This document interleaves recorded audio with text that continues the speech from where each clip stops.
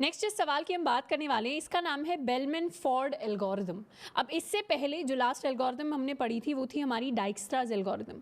डाइक्स्ट्राज algorithm का काम होता था कि अगर हमें कोई सिंगल सोर्स दी हुई है तो उस सोर्स से हम सारे के सारे वर्टिसेस तक शॉर्टेस्ट पाथ कैसे फाइंड आउट करें। ये हमें डाइक्स्ट्राज एल्गोरिथम निकाल कर देती थी। कितने टाइम में निकाल कर देती थी? ये हमें n लॉगिन करीबन टाइम में निकाल कर ये चीज़ देती थी। अब डाइक्स्ट्राज एल्गोरिथम की एक शॉर्टकमिंग होती है, मतलब इसका एक ड्रॉबैक होता है। क्या ड्रॉबैक होता है कि अगर मेरे पास कोई भी ग्राफ है जिसमें 0 आ गया, फिर मान लेते हैं 1 वाली नोड आ गई, फिर 2 वाली नोड आ गई, फिर 4 वाली नोड आ गई और 1 से 4 की तरफ एज है, और इस तरीके से एजेस का जो वेट है, मान लेते हैं यहाँ -1 आ गया, यहाँ -4 आ गया, यहाँ 3 आ गया, यहाँ 5 आ गया, तो जिस भी ग्राफ में ये नेगेटिव वेट आ जाते हैं उस ग्राफ में डाइक्स्ट्राज गारंटी नहीं लेता कि आपका आंसर सही आएगा या गलत आएगा। तो जो हमारे ऐसे ग्राफ्स होते हैं जिनके अंदर एज का वेट नेगेटिव आ जाता है, वैसे ग्राफ्स के लिए हम डाइक्स्ट्राज एल्गोरिथम को यूज नहीं कर सकते। तो वैसे केसेस में हमें यूज करना पड़ता है अपनी बेलमैन फोर्ड एल्गोरिथम को। बेलमैन फोर्ड एल्गोरिथम का भी सेम काम है कि हमें शॉर्टेस्ट पाथ लाकर देती है from source to all vertices, और ये काम आती है हमारे नेगेटिव एजेस के लिए। हमारा ग्राफ वेटेड होना चाहिए, साथ के साथ डायरेक्टेड होना चाहिए, और अब अगर उसमें नेगेटिव एजेस हैं तो बेलमैन फोर्ड को हम यूज कर सकते हैं। अगर नहीं है तब भी यूज कर सकते है तो हमेशा हमें बेलमैन फोर्ड को ही यूज करना है। एक और डिफरेंस दोनों के बीच में, हमारी जो डाइक्स्ट्राज एल्गोरिथम होती है ये एक ग्रीडी बेस्ड एल्गोरिथम है, इसके बारे में हमने पढ़ा था। पर जो बेलमैन फोर्ड एल्गोरिथम है ये हमारी डीपी बेस्ड एल्गोरिथम होने वाली है, यानी dynamic programming based. Dynamic programming का चैप्टर अभी हमने पढ़ा नहीं है, वो नेक्स्ट चैप्टर हम पढ़ने वाले हैं। तो यहाँ हम डायनेमिक प्रोग्रामिंग के कॉन्सेप्ट्स को डिस्कस नहीं करेंगे, बट ये एल्गोरिथम इंटरनली डायनेमिक प्रोग्रामिंग को यूज कर रही है। वो कैसे यूज करती है, डीपी क्या होता है, उसके कॉन्सेप्ट्स क्या होते हैं, वो सारी चीजें हम बाद में जाके डिस्कवर कर रहे होंगे। इस सवाल को सॉल्व करने के लिए हम अपनी एग्जिस्टिंग नॉलेज का ही यूज करेंगे, प्लस कुछ नए कॉन्सेप्ट्स को सीखेंगे, क्योंकि एल्गोरिथम करने के कुछ फिक्स तरीके होते हैं जिनको हमें साथ के साथ सीखना पड़ता है। इसके साथ साथ हमारी जो बेलमैन फोर्ड एल्गोरिथम है उसमें हमें ज्यादा टाइम लगेगा एज कंपेयर टू डाइक्स्ट्राज, वो अभी हम रियलाइज करेंगे कैसे लगेगा। तो हाँ, इस एल्गोरिथम की टाइम कॉम्प्लेक्सिटी ज्यादा है, बट जब भी नेगेटिव एजेस आते हैं तो डाइक्स्ट्राज को यूज करने का सवाल ही नहीं उठा, तब हम हमेशा बेलमैन फोर्ड को यूज करते हैं। अब मैंने एक ग्राफ का यहाँ पर एग्जाम्पल लिया है जिसके अंदर मुझे क्या दिए हुए हैं, मुझे कुछ नेगेटिव एजेस दिए हुए हैं। तो इस तरीके का जब मुझे ग्राफ दिया होता है जो शॉर्टेस्ट पाथ फाइंड आउट करने के लिए, मैं इस एल्गोरिथम का यूज करती हूँ। बेलमैन फोर्ड एल्गोरिथम क्या कहती है? ये एल्गोरिथम कहती है कि हमें एक सिंगल ऑपरेशन को v-1 टाइम्स परफॉर्म करना पड़ेगा। जैसे अगर मुझे कोई भी ग्राफ दिया हुआ है तो मैं अज्यूम कर सकती हूँ कि इस ग्राफ के अंदर जितने भी एजेस हैं, तो मैं अज्यूम कर सकती हूँ कि E अगर इस ग्राफ के नंबर ऑफ एजेस हैं और V इस ग्राफ की टोटल नंबर ऑफ अगर वर्टिसेस हैं, तो बेलमैन फोर्ड एल्गोरिथम में मुझे एक लूप चलाना होता है जो v-1 टाइम्स चले, और क्या काम करे, ये पूरा का पूरा काम मुझे v-1 टाइम्स ला कर दे। अब यहाँ पर इस ग्राफ की मैं बात करूँ तो यहाँ पर एजेस का काउंट क्या है, एजेस है मेरे 1 2 3 4 5 एंड 6, और वर्टिसेस कितने हैं, वर्टिसेस यहाँ पर मेरी 5 के बराबर। तो E की वैल्यू 6 के बराबर है, V की वैल्यू 5 के बराबर है। अब मुझे ऑपरेशन क्या परफॉर्म करना पड़ता है v-1 टाइम्स। ऑपरेशन में मुझे एक लूप चलाना होता है जो सारे के सारे एजेस पर रन करता है। अब ये एजेस पर रन करता है तो मैं अज्यूम करती हूँ कि जिस एज पर रन कर रहा है, मान लेते हैं वहाँ पर U वर्टेक्स से लेकर V वर्टेक्स तक मेरा एक एज जा रहा है। तो मुझे क्या करना पड़ता है, मुझे ये वाला स्टेप परफॉर्म करना पड़ता है। अगर आपको इस स्टेप को परफॉर्म करके, इस स्टेप को देखकर ऐसा लग रहा है कि फर्स्ट टाइम देख रहे हैं, तो इसका मतलब ये डाइक्स्ट्राज हमने अच्छे से नहीं पढ़ा, क्योंकि डाइक्स्ट्राज के अंदर हम ऑलरेडी इस स्टेप की बात कर चुके हैं।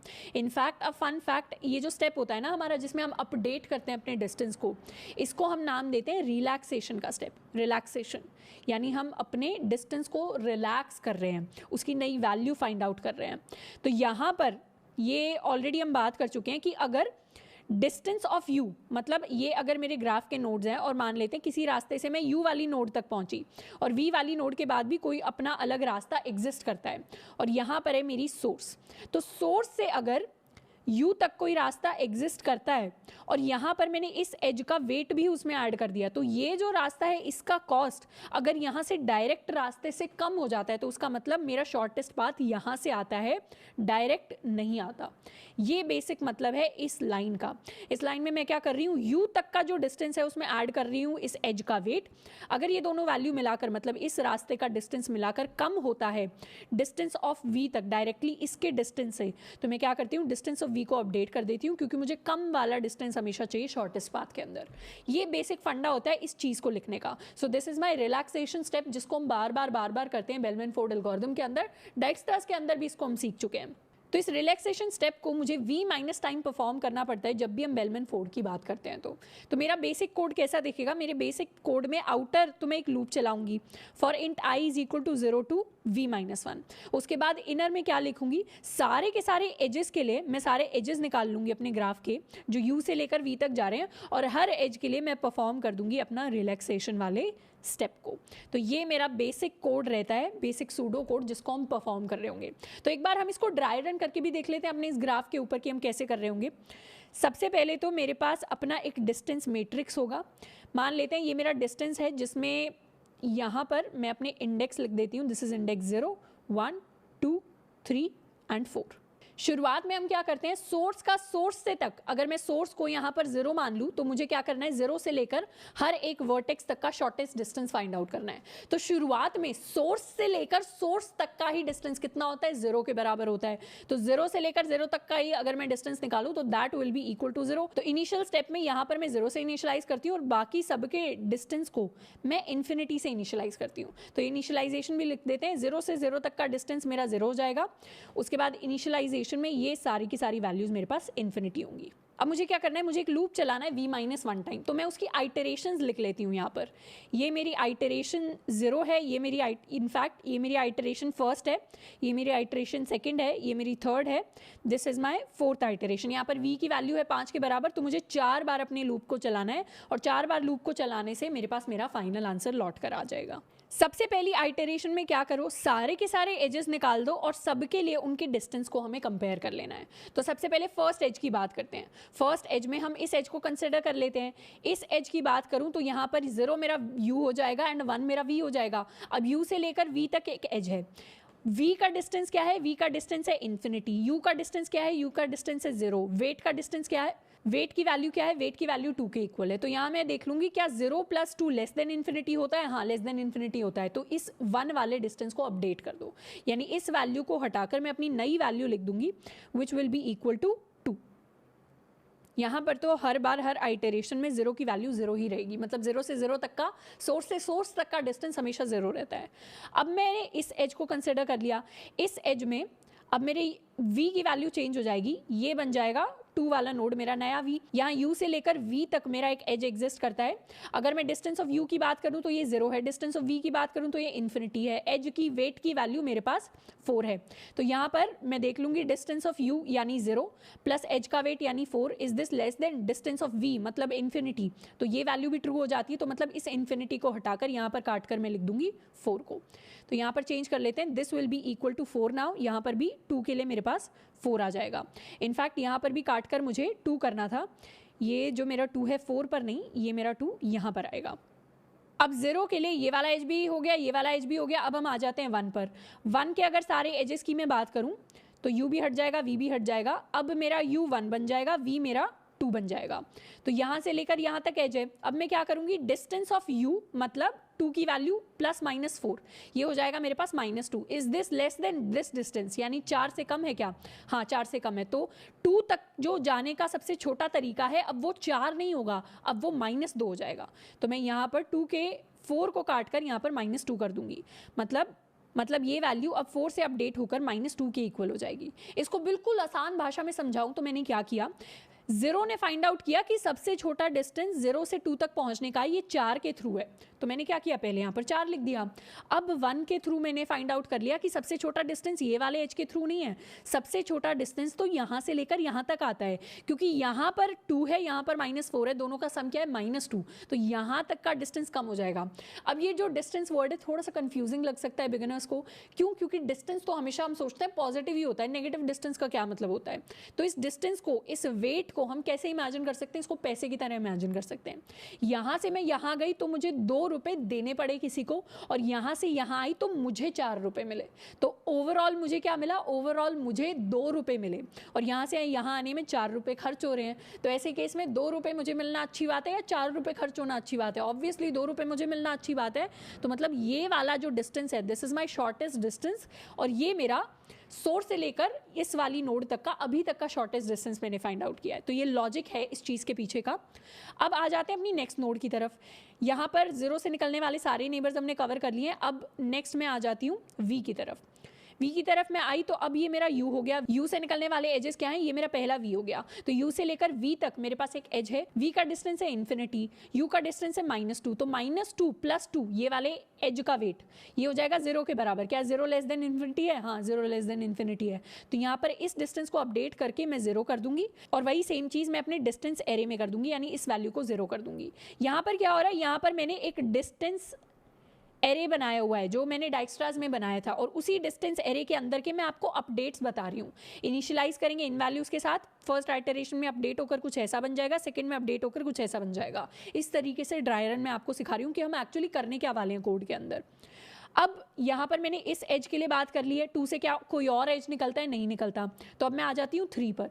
3 पर जैसे ही मैं आई, मेरा u भी चेंज हो गया, मेरा v भी चेंज हो गया। अब ये बन गया मेरे लिए u, ये बन गया मेरे लिए v। तो 3 से लेकर 4 तक मेरे पास एक एज आ गया है। u का जो डिस्टेंस है दैट इज इक्वल टू 0, उसमें मैं 4 को ऐड कर दूंगी, ये वैल्यू टोटल मेरे पास 4 आ जाएगी। क्या 4 लेस देन इन्फिनिटी है? इसका डिस्टेंस इन्फिनिटी है, यस। तो मैं इस वैल्यू को काट कर अपडेट कर दूंगी 4 के इक्वल। यही सेम चीज़ एरे में हो जाएगी, मतलब 4 डिस्टेंस में इन्फिनिटी हटकर अब यहाँ पर 4 आ जाएगा। अब 4 के लिए बात कर लेते हैं। 4 के लिए यहाँ पर ये वाला एज है। अभी तक कौन कौन से एज की बात हो गई? मैंने इस एज की बात कर ली है, मैंने इस एज की बात कर ली है, इस एज की बात कर ली है, इस एज की। मैं एजेस देख रही हूँ, वर्टिसेस नहीं। मैंने इस एज की भी बात कर लिया। अब मेरे पास लास्ट ये वाला एज बच गया है। इस एज में क्या हो रहा है, 4 से लेकर 1 तक मेरे पास एज जा रहा है। तो अब मेरा u जो होगा वो 4 बन जाएगा, v जो होगा 1 बन जाएगा। यहाँ से लेकर यहाँ तक एज है, डिस्टेंस ऑफ u हो गया 4 के बराबर, प्लस -1, तो ये हो गया +3। अब मैं इसको कंपेयर कर लूँगी 2 के साथ। इस 3 लेस देन 2, तो 3 लेस देन 2 तो नहीं होता, तो उस केस में मुझे कोई चेंज नहीं करना, मतलब मेरा जो 1 तक का डिस्टेंस है वो उतना ही रहेगा, क्योंकि वो 3 से कम है, तो ऑलरेडी शॉर्टेस्ट डिस्टेंस है मेरे पास। तो फर्स्ट जब आइटरेशन कंप्लीट होगी तो मेरे पास जो डिस्टेंसेज आएंगे वो कुछ ऐसे दिखेंगे। अब बढ़ जाते हैं अपनी सेकेंड आइटरेशन की तरफ। तो दोबारा से मैं सारी की सारी वैल्यूज़ को एक बार लिख लेती हूँ। सेकेंड आइटरेशन जब करेंगे तो यहाँ पर 0 होगा, यहाँ पर मेरे पास 2 है, यहाँ पर मेरे पास -2 है, यहाँ पर मेरे पास 0 है, यहाँ पर मेरे पास 4 है। अब 0 से मैं शुरुआत करूँगी, दोबारा से सारे एजेस पर जाना है। इस एज पर गई तो ये वाला डिस्टेंस 2 के इक्वल है, ये भी मुझे 2 दे रहा है, तो कुछ चेंज करना है? नहीं करना। इस वाले एज पर गई, ये वाला डिस्टेंस -2 है, ये मुझे 4 दे रहा है, कुछ चेंज करना है? नहीं करना।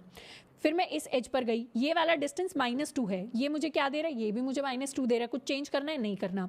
फिर मैं इस एज पर गई, ये वाला डिस्टेंस 0 है, यहाँ से यहाँ तक मुझे क्या डिस्टेंस मिल रहा है? ये भी 0 मिल रहा है, कुछ चेंज करना है? नहीं करना। उसके बाद इस एज को कंसिडर किया, ये वाला डिस्टेंस 4 है, यहाँ से ये लेकर यहाँ तक मुझे कुछ चेंज मिल रहा है? नहीं मिल रहा, तो इसको भी मुझे कुछ चेंज नहीं करना। अब इस वाले एज पर गई, ये वाला डिस्टेंस 2 है, क्या यहाँ से लेकर यहाँ तक मेरे पास कोई चेंज मिल रहा है? इसका भी 4 है, 4 + -1 हो जाएगा, +3 के इक्वल, +3 2 से तो छोटा नहीं होता, तो 2 वाला डिस्टेंस बिल्कुल सही है। तो मैंने क्या किया, यहाँ पर वो सेम वैल्यूज में लिख दूंगी जो मैंने ऊपर वाली आइटरेशन में फाइंड आउट की, और ये सेम चीज दोबारा तीसरी आइटरेशन में भी रिपीट होगी, चौथी में भी रिपीट होगी। मतलब फर्स्ट आइटरेशन में ही मुझे अपने शॉर्टेस्ट डिस्टेंसेस मिल गए। ये कैसे मिले? ये ऐसे मिले कि सारे के सारे नोड्स कनेक्टेड हैं। तो ऐसा भी हो सकता है आपके पास कोई ऐसा ग्राफ हो जिसमें फर्स्ट आइटरेशन में ना मिले, उसमें लास्ट आइटरेशन में v-1 वाले आइटरेशन में आपको जाकर सारे के सारे आंसर मिले। तो कोइंसिडेंटली यहाँ पर हमें फर्स्ट वाले में मिल गए हैं। तो ऐसा नहीं सोचना कि हमेशा फर्स्ट वाला, एक ही बार आइटरेट कर लेते दीदी, ऐसा नहीं सोचना। हमेशा v-1 टाइम्स मुझे आइटरेट करना है, तब जाकर मेरा जो डिस्टेंस एरे होगा उसके अंदर मेरी फाइनल और सही वैल्यूज़ होंगी। इन सही वैल्यूज़ को एक बार टैली भी कर लेते हैं। टैली कैसे करूँ? 0 का 0 से शॉर्टेस्ट डिस्टेंस क्या है? 0 के बराबर। 0 का 1 तक शॉर्टेस्ट डिस्टेंस क्या है? 2 के बराबर। 0 का 2 तक शॉर्टेस्ट डिस्टेंस क्या है? ये वाला डिस्टेंस शॉर्टेस्ट है, विच इज इक्वल टू -2। 0 का 3 तक शॉर्टेस्ट डिस्टेंस ये वाला पाथ है, विच इज इक्वल टू 0। 0 का 4 तक शॉर्टेस्ट डिस्टेंस ये वाला पाथ है, विच इज इक्वल टू 4। तो मैंने सारे के सारे शॉर्टेस्ट डिस्टेंस या शॉर्टेस्ट पाथ फाइंड आउट कर लिए और मुझे इन्हीं को प्रिंट करवाना है।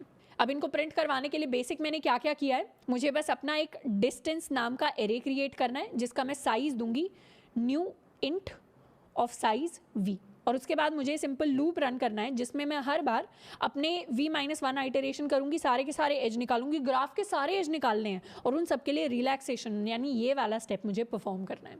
अब थोड़ी सी और लॉजिकल बात कर लेते हैं कि क्यों मैंने v-1 टाइम्स ही अपने लूप को रन किया। ये ऐसे रन किया, अगर मैं अपने ग्राफ के अंदर लॉन्गेस्ट पाथ को कंसिडर करूं, शॉर्टेस्ट पाथ वो होता है जिसमें मेरा डिस्टेंस सबसे कम आता है, जिसमें मेरी कॉस्ट सबसे कम आती है, पर लॉन्गेस्ट भी हो सकता है मेरा शॉर्टेस्ट पाथ। अगर मुझे किसी वर्टेक्स u से लेकर किसी वर्टेक्स v तक अपने लॉन्गेस्ट पाथ को देखना है तो लॉन्गेस्ट पाथ के बीच में बहुत सारे नोड आ सकते हैं, एक नोड इधर आ सकता है, इधर आ सकता है, मैक्सिमम कितने नोड्स आ सकते हैं, मैक्सिमम मेरे पास v-1 नोड्स आ सकते हैं बीच में, क्योंकि एक वर्टेक्स से कितने कनेक्शंस के थ्रू, कितनी वर्टिसेस के थ्रू मैं दूसरे तक पहुंच सकती हूँ। अगर साइकिल नहीं है तो ऑब्वियसली, वरना साइकिल होगी तो फिर हम उसमें घूमते ही रह जाएंगे, तो वहां पर शॉर्टेस्ट पाथ का कोई मतलब नहीं है। यहाँ से जो मैं लॉन्गेस्ट पाथ लेकर जा सकती हूँ, एक पॉइंट तक पहुंच सकती हूँ जो कहीं ना कहीं एंड करेगा, उसमें मेरे पास v-1 वर्टिसेस होंगे। तो मुझे इंश्योर करना है कि सोर्स से लेकर मैं डेस्टिनेशन तक एटलीस्ट अगर मैक्सिमम केस में मेरे पास v-1 वर्टिसेस होंगे जिनको क्रॉस करके मैं अपने लॉन्गेस्ट पाथ को भी एक बार चेक कर लूं कि वो तो फाइनल आंसर नहीं है। इसीलिए किसी ग्राफ में फाइनल आंसर पहले ही निकल कर आ जाता है, पर वर्स्ट केसेस में क्या होगा, फाइनल आंसर आपके v-1th आइटरेशन में निकल कर आएगा। इसीलिए मेरा लूप v-1 टाइम्स चलता है। एक और दूसरी स्पेशल चीज़ ये है कि मेरा Bellman Ford algorithm negative weighted cycles के लिए वर्क नहीं करता। नेगेटिव वेट साइकिल्स क्या होती हैं? हर जो मेरे ग्राफ के अंदर एक साइकिल फॉर्म होती है उसका मैं वेट निकाल सकती हूँ। जैसे यहाँ पर एक साइकिल फॉर्म हो रही है, ये साइकिल है इन नोड्स के थ्रू जाने वाली साइकिल। आपने देखा होगा यहाँ से एक साइकिल बन गई। अब इस साइकिल का मैं टोटल कॉस्ट कैलकुलेट करूँ तो उसमें मैं साइकिल के एजेस का कॉस्ट गिनूंगी, यानी इस 2 को इंक्लूड करूंगी, इस 4 को करूंगी, इस -1 को करूंगी, इस -4 को करूंगी। तो डिस्टेंस क्या हो जाएगा इस साइकिल का, इसका वेट क्या हो जाएगा, टोटल वेट हो जाएगा -4 -1 +4 +2। This value is equal to 1। ये क्या है, ये एक पॉजिटिव वैल्यू है, मतलब इस पर मेरा बेलमैन फोर्ड एल्गोरिथम काम कर सकता है। पर यहीं अगर ये वैल्यू -1 होने की जगह यहाँ पर -11 होती तो उस केस में क्या होता, उस केस में इस पूरी की पूरी साइकिल का वेट निकल कर आता -11 -4 +4 एंड 2 के equal. This value is equal to -9। ये मेरी नेगेटिव वेटेड साइकिल हो जाती। नेगेटिव वेटेड साइकिल के लिए मैं बेलमैन फोर्ड एल्गोरिथम को यूज़ नहीं कर सकती, क्योंकि वहाँ पर शॉर्टेस्ट डिस्टेंस का, शॉर्टेस्ट पाथ का कोई सेंस ही नहीं बनता। कैसे सेंस नहीं बनता? मान लेते हैं यहाँ से लेकर यहाँ तक का मैंने डिस्टेंस निकाल लिया, ये मेरे पास आ गया 2 -4, इनको मैं हटा देती हूँ। यहाँ से लेकर यहाँ तक का डिस्टेंस मान लेते हैं मेरे पास आ गया -2 के बराबर। अब यहाँ पर मैंने 2 को और ऐड कर दिया तो यहाँ तक का डिस्टेंस मेरे पास 0 के बराबर आ गया, मतलब इतना डिस्टेंस 0 के बराबर है। अब यहाँ से मैं और आगे गई तो मेरा ये वाला डिस्टेंस 4 के बराबर आ गया। अब मैं यहाँ से यहाँ आती हूँ, ये वैल्यू क्योंकि -11 हो गई है तो यहाँ से 4 में मैं और -11 कर दूंगी तो मेरे पास क्या आएगा, मेरे पास -7 के बराबर डिस्टेंस आ जाएगा। अब जैसे ये 1 तक का डिस्टेंस -7 के बराबर आ गया, पहले क्या था, 1 का डिस्टेंस 2 के बराबर था, मतलब मैं डायरेक्टली यहाँ से यहाँ पहुँच सकती थी। पर अब क्या हो गया, शॉर्टेस्ट पाथ क्या हुआ, शॉर्टेस्ट पाथ अब हो गया कि आप 0 से लेकर पहले 1 तक जाओ, फिर 2 तक जाओ, फिर 3 4 दोबारा 1 तक जाओ, तो ये शॉर्टेस्ट पाथ हो गया जहाँ पे 1 ऑलरेडी आ चुका है, दोबारा आप 1 तक आ रहे हैं। तो ये थोड़ा सा एक लॉजिकली शॉर्ट पाथ नहीं होता, क्योंकि 1 तक तो आप ऑलरेडी पहुंच गए, अब दोबारा से 1 के थ्रू ही घूम कर हम आ रहे हैं। प्लस अब ये नेगेटिव साइकिल चलती ही जाएगी, मतलब 7 यहाँ तक का डिस्टेंस हो गया नेगेटिव में। अब इसमें -4 मैंने और ऐड कर दिया तो अब ये डिस्टेंस और कम होकर -14 हो गया। -14 में मैं 2 ऐड कर दूं, ये डिस्टेंस और कम होकर -9 हो गया। -9 में अब मैं 4 ऐड कर दूं तो ये डिस्टेंस कम होकर अब -5 हो गया। -5 में दोबारा आप -11 ऐड कर दो, -5 में दोबारा -11 ऐड किया तो ये -7 से घट के अब -16 हो गया। तो जितना इस साइकिल के अंदर हम बार बार आते जाएंगे ना, उतना ज़्यादा डिस्टेंस नेगेटिव होता जाएगा। तो जितना मर्जी आप चाहे अपने डिस्टेंस को नेगेटिव कर सकते हैं, अगर साइकिल के अंदर टोटल वेट, टोटल कॉस्ट मेरे पास नेगेटिव निकल कर आती है तो वहाँ पर शॉर्टेस्ट डिस्टेंस का कोई मीनिंग नहीं बनता, क्योंकि वो कम ही होता जाता है, वो कभी भी रुकता नहीं है। तो ऐसे केस में मुझे क्या करना है, नेगेटिव वेटेड साइकिल्स के लिए हम कोड में देखेंगे कैसे फाइंड आउट कर सकते हैं नेगेटिव वेटेड साइकिल्स, पर नेगेटिव वेटेड साइकिल्स के लिए मेरे पास बेलमैन फोर्ड एल्गोरिथम काम नहीं करता। इनफैक्ट वहाँ पर किसी एल्गोरिथम को लगाने की जरूरत नहीं है, क्योंकि वहाँ पर आपका शॉर्टेस्ट डिस्टेंस का कोई सेंस नहीं बनता है। अब हम क्या करने वाले हैं, अपने बेलमैन फोर्ड एल्गोरिथम के लिए हम कोड लिखने वाले हैं। मैंने क्या किया, बेलमैन फोर्ड के लिए मैंने अपनी स्टैटिक क्लास बनाई हुई है एज, हर एज के पास अपना सोर्स है, अपना डेस्टिनेशन है और अपना वेट है, और मैंने वही नॉर्मल तरीके से अपने ग्राफ को क्रिएट किया हुआ है। काफ़ी सारे लोग जो इम्प्लीमेंटेशन करते हैं बेलमैन फोर्ड एल्गोरिथम की, उसमें एज वाला आपका जो एक एज बेस्ड ग्राफ होता है जो अलग से बनाया होता है। पहले हम क्या करेंगे, आज तक हमने जो ग्राफ देखा है उसके ऊपर बेलमैन फोर्ड को परफॉर्म करके देखेंगे, फिर हम अलग से अपना एज का भी एरे बना सकते हैं जिसके ऊपर हमारा बस एक लूप कम हो जाएगा। उससे टाइम कॉम्प्लेक्सिटी पर फर्क नहीं पड़ेगा, टाइम कॉम्प्लेक्सिटी उतनी ही रहेगी कोड की। हम जो कोड लिखेंगे अभी वो भी ऑप्टिमाइज्ड होगा, बस उसमें वो कोड देखने में थोड़ा छोटा लगने लगेगा। तो वो वाली चीज़ भी हम करेंगे। मेन फंक्शन के अंदर मैंने अपने ग्राफ को क्रिएट करने के लिए बोला हुआ है, और ये वही ग्राफ है जिसके ऊपर अभी हमने ड्राई रन किया है। मैं फंक्शन लिखती हूँ public static void bellman Ford. Bellman Ford के अंदर एक तो मेरे पास मेरा ग्राफ आ जाएगा एंड दूसरा मेरे पास मेरी सोर्स आ जाएगी, इंट सोर्स। सोर्स से लेकर सारे के सारे वर्टिसेस तक मुझे शॉर्टेस्ट डिस्टेंस को फाइंड आउट करना है।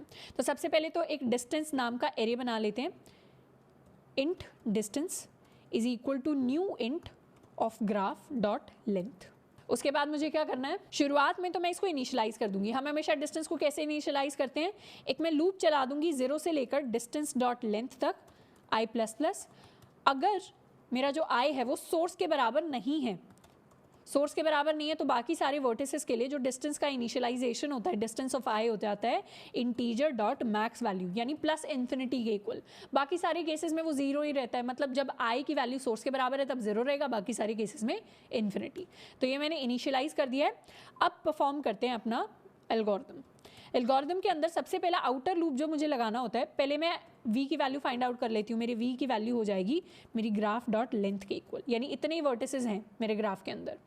तो i इज इक्वल टू 0 से i less then v minus 1 तक मैं लूप चलाती हूँ i प्लस प्लस। हर बार मैं अपने सारे के सारे एजेस को निकाल लूँगी। अब एक ग्राफ के अंदर सारे एजेस को कैसे निकालें, हमने जो ग्राफ बनाया है उसके लिए सारे एजेस को निकालने के लिए हमें 2 लूप लगाने पड़ेंगे, नेस्टेड लूप। अब जो मैं अभी नेस्टेड लूप लगाऊंगी वो 2 लूप लगेंगे। 2 लूप से ये नहीं सोचना इसकी टाइम कॉम्प्लेक्सिटी तो n क्यूब जानी चाहिए, क्योंकि 3 लूप दिखेंगे आपको इन टोटल। टाइम कॉम्प्लेक्सिटी उतनी होगी टोटल एजेस, चाहे आप 2 लूप लगाकर निकाले, 4 लूप लगाकर निकाले, 1 लूप लगाकर निकाले, टाइम कॉम्प्लेक्सिटी तो बिग O ऑफ E ही होने वाली है, यानी जितने आपके पास एजेस हैं। तो किसी किसी का कोड अगर आपको छोटा लगे इस कोड से, तो इसका मतलब ये नहीं है कि उसकी टाइम कॉम्प्लेक्सिटी कम है। उन्होंने बस थोड़ा सा ऑप्टिमाइज्ड वे में, मतलब देखने में थोड़ा सिंपलर वे में बेलमैन फोर्ड को एग्जीक्यूट किया है। तो यहाँ मुझे अगर सारे एजेस निकालने होते हैं तो ग्राफ के क्या करूँ, पहले तो एक एक वर्टेक्स पर जाऊँ। इंट यहाँ पर मैं कर दूंगी j is equal to 0, j less than graph dot length, j plus plus for int k is equal to 0, k less than graph of my j dot size k plus plus। तो यहाँ से मैं अपना edge निकाल लूँगी, as e is equal to graph of j dot get k। मैंने क्या किया, j वाले लूप लगाकर मैंने ग्राफ से सारी वर्टिसेस निकाली। अब हर एक वर्टेक्स के लिए उसके पास जितने भी एजेस हैं उन सारे एजेस को निकाल लिया। एक एज की वैल्यू क्या हो जाएगी, ये हो जाएगी graph of j dot gate k के इक्वल। अब मुझे क्या करना है, मेरे पास एज आ गया है, अब इससे मैं अपने u की वैल्यू निकाल सकती हूँ, v की वैल्यू निकाल सकती हूँ और वेट की भी वैल्यू निकाल सकती हूँ। u क्या हो जाएगा, u हो जाएगा एज का सोर्स, v क्या हो जाएगा, v हो जाएगा एज का डेस्टिनेशन। अब ये मुझे इतना अलग से लिखने की ज़रूरत नहीं है, मैं बस सिंप्लिसिटी के लिए इनको अलग से डिफाइन कर रही हूँ, वरना आप एक्चुअल कोडिंग इंटरव्यू में या टेस्ट में बैठे हैं तो आप डायरेक्टली ई डॉट समथिंग करके ही फॉर्मूले को कैलकुलेट करिए। वेट क्या हो जाएगा, वेट हो जाएगा मेरे पास एज का वेट। अब मैं अपना रिलैक्सेशन वाला स्टेप करने वाली हूँ। रिलैक्सेशन वाली स्टेप में हम क्या चेक करते हैं, अगर मेरे डिस्टेंस ऑफ u प्लस मेरे वेट की वैल्यू कम हो जाती है डिस्टेंस ऑफ v की वैल्यू से, तो उस केस में डिस्टेंस ऑफ v की वैल्यू हो जाएगी मेरे पास distance of u plus weight के इक्वल। तो इस तरीके से मैं रिलैक्स करती हूँ, मतलब अपना शॉर्टेस्ट डिस्टेंस फाइंड आउट करती हूँ 2 डिस्टेंसेस को कंपेयर करके। ये मेरे पास आ गया मेरा शॉर्टेस्ट डिस्टेंस। अब यहाँ पर मुझे एक स्पेशल चीज़ और लगानी है, स्पेशल कंडीशन ये लगानी है कि मेरा जो डिस्टेंस ऑफ u है that should not be equal to infinity, यानी इंटीजर डॉट मैक्स वैल्यू के इक्वल नहीं होना चाहिए। ये कंडीशन मैंने क्यों लगाई, मान लेते हैं डिस्टेंस ऑफ u की वैल्यू इन्फिनिटी है, यानी इंटीजर डॉट मैक्स वैल्यू। अब मैथ के अंदर तो इन्फिनिटी में आप कुछ भी ऐड करो वो और भी बड़ा होता है, पर जावा सी प्लस प्लस के अंदर ऐसा नहीं होता। इंटीजर डॉट मैक्स वैल्यू के अंदर अगर आपने कुछ भी इंटीजर को ऐड कर दिया तो अब वो क्या करेगा, ऐड करके उसको नेगेटिव वैल्यू बना देगा, और नेगेटिव वैल्यू तो हमेशा छोटी होती है, तो उस केस में मेरे पास गलत आंसर आ जाएगा। तो इंटीजर डॉट मैक्स वैल्यू नहीं हो, मतलब इन्फिनिटी नहीं होना चाहिए डिस्टेंस ऑफ यू, तभी मैं ये अपडेशन करूं। अगर ये इन्फिनिटी हो गई डिस्टेंस ऑफ यू तो उस केस में मुझे अपडेशन नहीं करना, उस केस में ये वैल्यू ऑलरेडी बहुत बड़ी है, ये मुझे शॉर्टेस्ट पाथ दे ही नहीं सकती। तो ये वाली स्पेशल कंडीशन का मुझे ध्यान रखना है। लास्ट में क्या करूंगी, लास्ट में मैं प्रिंट करवा दूंगी सारे शॉर्टेस्ट डिस्टेंसेस। तो मैं लूप लगा देती हूँ, for int I equal 0, I less than my distance dot length I plus plus. हर बार मैं प्रिंट करवा दूंगी डिस्टेंस ऑफ आई को, और यहाँ पर लास्ट में मैं प्रिंट करवा देती हूँ नेक्स्ट लाइन। तो ये मेरा पूरा का पूरा कोड हो गया है। इस कोड में पहले तो मैंने डिस्टेंस का एरे बनाया है, उसको इनिशियलाइज किया है, उसके बाद v-1 तक मैंने लूप चलाया। लूप के अंदर क्या करते हैं, सारे एजेस मुझे निकालने होते हैं।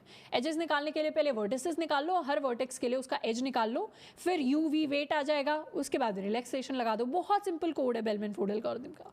इसको सेव करते हैं एंड एक बार बेलमैन-फोर्ड को रन करते हैं फॉर माई ग्राफ, एंड इसमें जो सोर्स जाएगी मेरे पास सोर्स है 0 के बराबर। इसको करते हैं सेव एंड नाउ रन।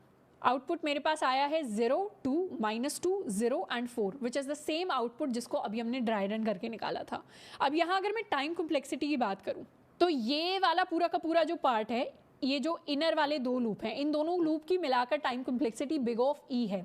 क्यों बिग ऑफ ई है, यहाँ पर मैंने लगाए तो दो लूप हैं, पर दोनों लूप मिलकर क्या कर रहे हैं, दोनों लूप मिलकर सारे एजेस निकाल रहे हैं। तो जितने एज होंगे उतनी टाइम कॉम्प्लेक्सिटी होगी, तो बिग ऑफ ई आ गई।